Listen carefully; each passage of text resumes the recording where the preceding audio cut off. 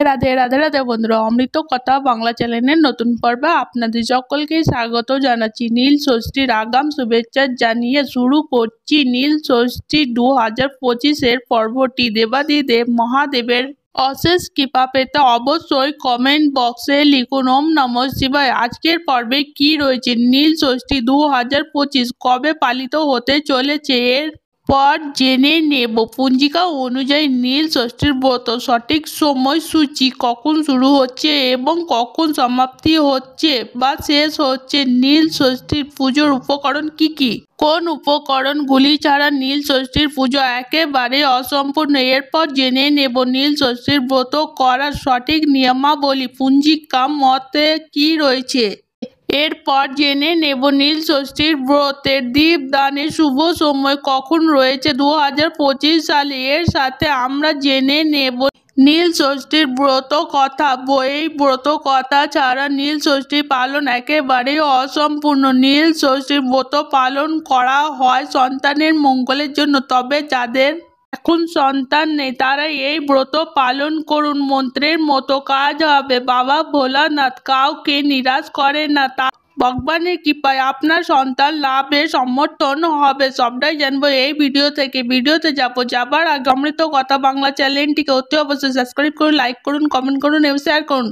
আর ধার্মিক করে নোটিফিকেশন ঘন্টাটি বাজিয়ে দেবেন। প্রতি বছর পঞ্জিকা মতে চৈত্র মাসে দিন পালিত হয় এই মহা উৎসব নীল ষষ্ঠী পুজো। আসুন সবার প্রথমে জেনে নেব 2025 সালের নীল ষষ্ঠী কবে। 13 এপ্রিল রবিবার 2025 সালে অনুষ্ঠিত হতে চলেছে নীল ষষ্ঠী পুজো। এবার জেনে নেব পঞ্জিকা মতে নীল ষষ্ঠীর ব্রত সময়সূচি। 13 এপ্রিল রবিবার সকাল সূর্যোদয় থেকে শুরু করে রাতের 8টা 55 পর্যন্ত রয়েছে নীল ষষ্ঠী ব্রত।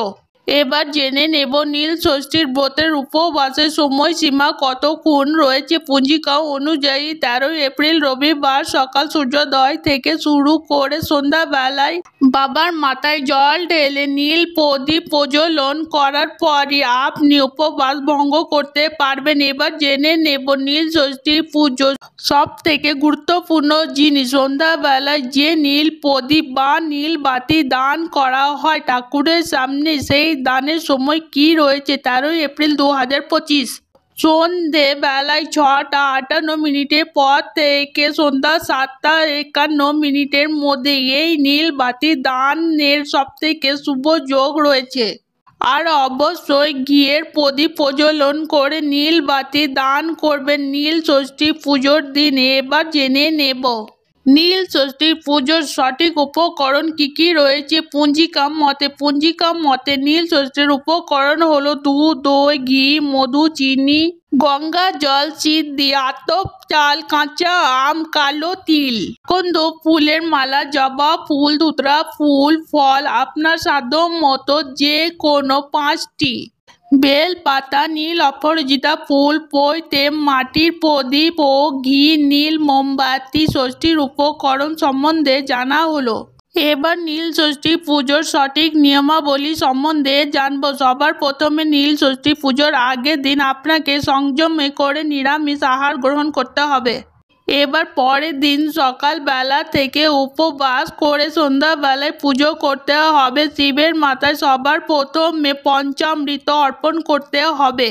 তার মধ্যে কালো তিল, সিদ্ধি এবং ওম নমঃ শিবায় এই কথাটি 3 বার বলে জল ঢালতে হবে। চন্দন বাটা সহ যোগে বেল পাতা, ধুতরা পাতা, নীল অপরাজিতা ফুল, পৈতে ও ফল দান করতে হবে। এরপর আমাদের পার্বতীর পাটের পুজো করতে হবে। এটি হলো শিবলিঙ্গ থেকে যে অংশটি হাতের মতো বেরিয়ে থাকে সেই অংশটি পার্বতী পাট বলে। এই পুজো করার জন্য আপনাকে অর্পণ করতে হবে কাঁচা আম, তার সাথে সিঁদুর মাখানো ফুল, বেল পাতা। এর সাথে সাথে অবশ্যই সেখানে আপনি ঘিয়ের প্রদীপ প্রজ্বলন করবেন সন্তানের মঙ্গল কামনার্থে।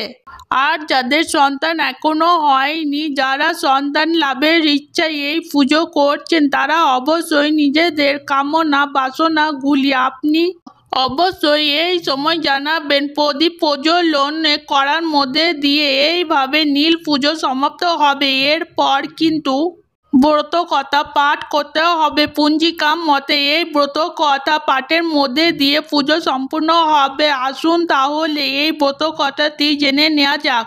পুরাকালে এক ব্রাহ্মণ এবং ব্রাহ্মণী বসবাস করত। তাদের সন্তান হতো, কিন্তু কিছু দিনের মধ্যে তারা মারা যেত। যথাসাধ্য চেষ্টা করার পরেও সেই সন্তানকে তারা বাঁচাতে পারত না। তাই ব্রাহ্মণ এবং ব্রাহ্মণী মনে দুঃখে ঠিক করলো তারা এবার সংসার ধর্ম ত্যাগ করবে এবং তীর্থক্ষেত্রে বেরিয়ে পড়ে। ব্রাহ্মণ এবং ব্রাহ্মণী যখন তারা এসে পৌঁছালো বারাণসীতে, তখন এক বৃদ্ধা তাদেরকে পরামর্শ দেন এই নীল ষষ্ঠীর ব্রত করা, এবং ব্রাহ্মণী সেই মতো ব্রত করেন। চৈত্র সংক্রান্তির আগের দিন তিনি সকালবেলা থেকে উপবাস করে সন্ধ্যাবেলায় পুজো করে, তারপর তিনি নীল বাতি জ্বালান। তারপর কিছুদিনের মধ্যে তিনি সন্তান লাভ করে। এইভাবে এই ব্রত কথা মর্তে প্রচলিত হলো। তার পুরাকালের সেই রীতি অনুযায়ী সন্তানের দীর্ঘ আয়ু কামনার্থে আমরা পালন করে এসেছি এই চৈত্র সংক্রান্তির আগের দিন নীল সংক্রান্তি। আশা করছি আজকের ভিডিওটি আপনাদের ভীষণ ভালো লেগেছে। ভালো লাগলে অমৃত কথা বাংলা চ্যানেলটিকে লাইক, কমেন্ট, শেয়ার করবেন এবং সাবস্ক্রাইব করতে একদমই ভুলবেন না।